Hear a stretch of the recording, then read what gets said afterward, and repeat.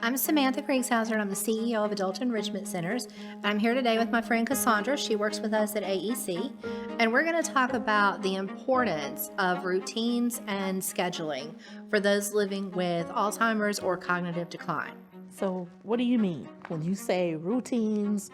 Let's start with routines and schedules. Okay. Are they the same thing? Are they? Well, would they you can be see a little them bit different. Okay. So a schedule is what we're going to do today, typically speaking, or we schedule a doctor's appointment. So I Okay. know next week I have an appointment on XYZ day. Our person with cognitive decline in the early stages may be able to follow a written schedule. So you could put a note on the fridge that says, Mom, you have an appointment, tomorrow at 9:15. But as they progress through the disease, the ability to follow that is going to get less and less. So you may put the note on the fridge or circle it on the calendar, but now you're getting calls going, what day is my appointment? And you're reminding, Mom, remember, it's on the fridge.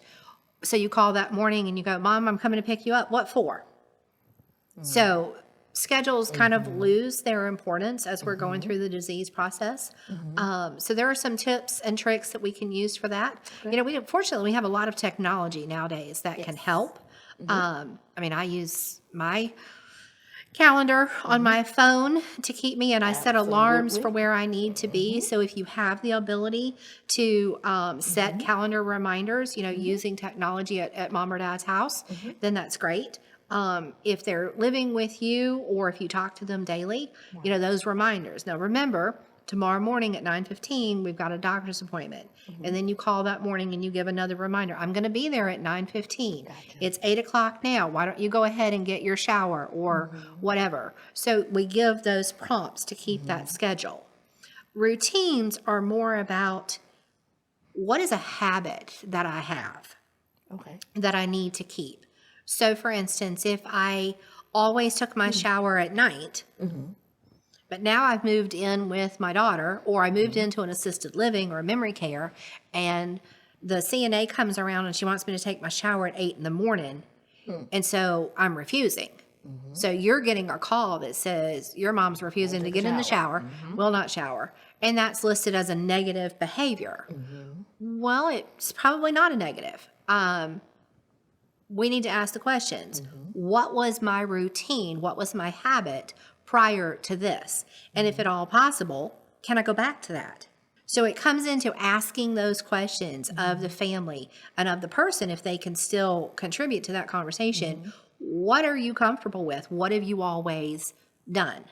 If you can make those accommodations, Yes. that would be best. But if you're in an assisted living or a memory care unit, or if you live in with family who has a job to go to, is it possible that they can make that accommodation? Right. We get very routine driven ourselves. We're trying to make the other person adapt to that, and that may not be working out well. And it comes about compromise. If you have someplace you have to be, can we compromise today that you took your shower at night? Right. And then, we have to get comfortable with, maybe I don't get a shower today. I know And that's in the a 21st huge century, topic. Yes. that's a thing. Yeah. But reality is people live for hundreds of years without showering daily.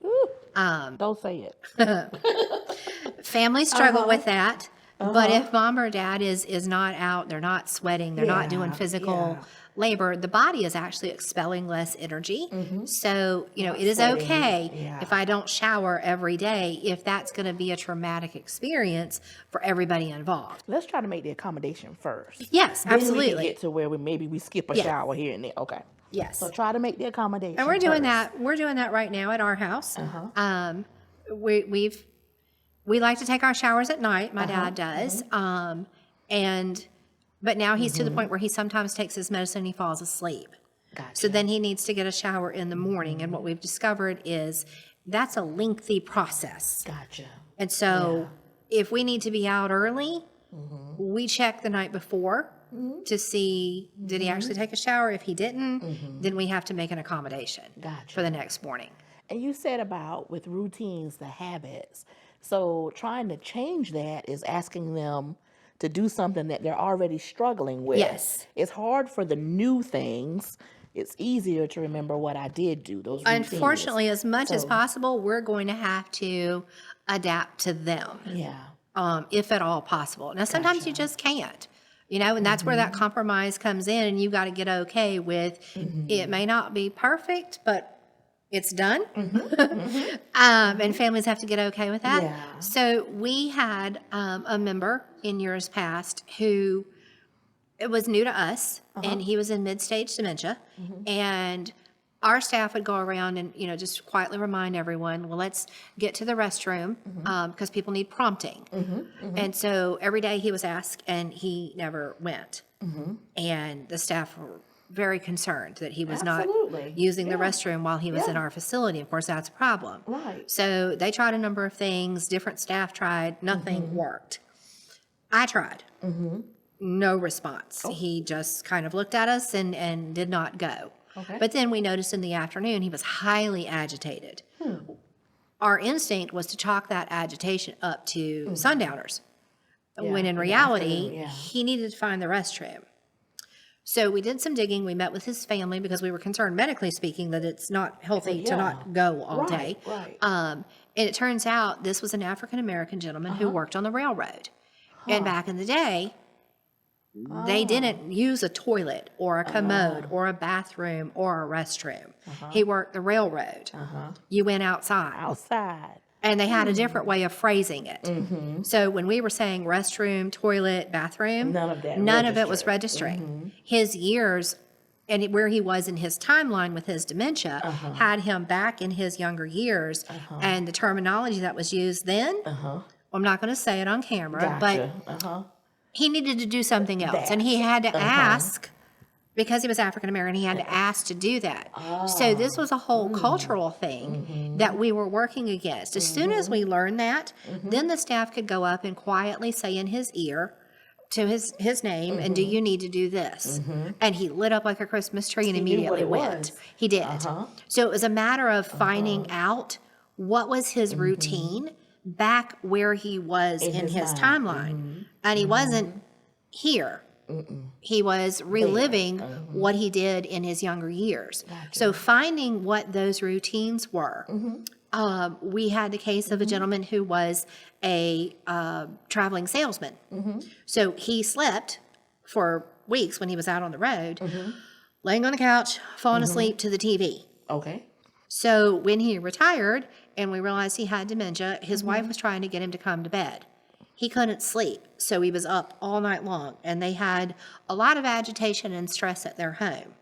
And then she would inevitably find him on the couch with the TV on. He's used to going to sleep. She didn't think that was good for him because she couldn't see how he could get restful sleep that way. Yeah. But it was his routine. It was his habit.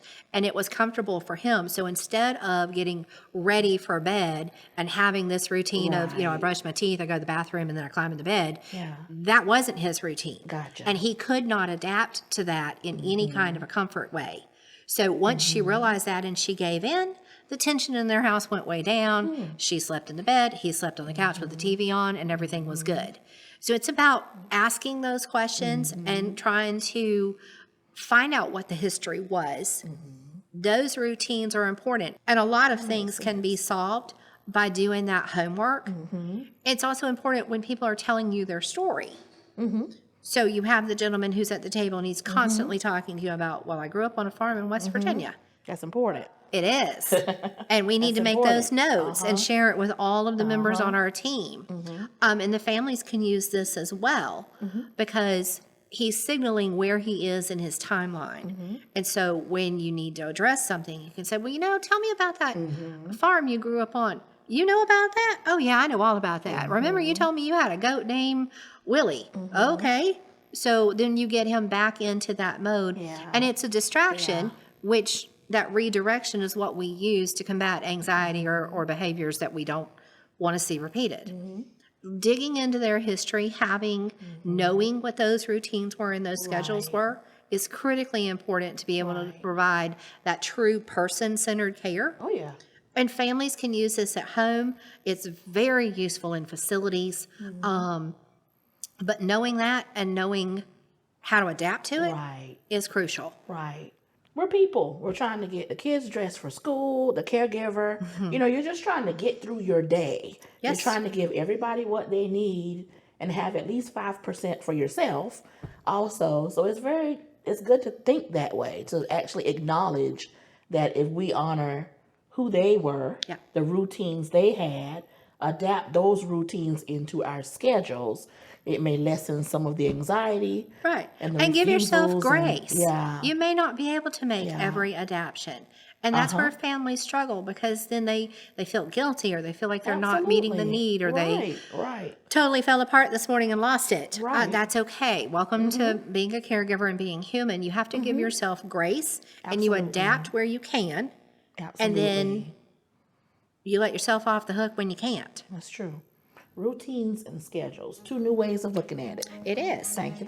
So if you were interested in more information, you can visit us at our website, www.adultenrichmentcenters.org, or you can check out and follow our YouTube channel.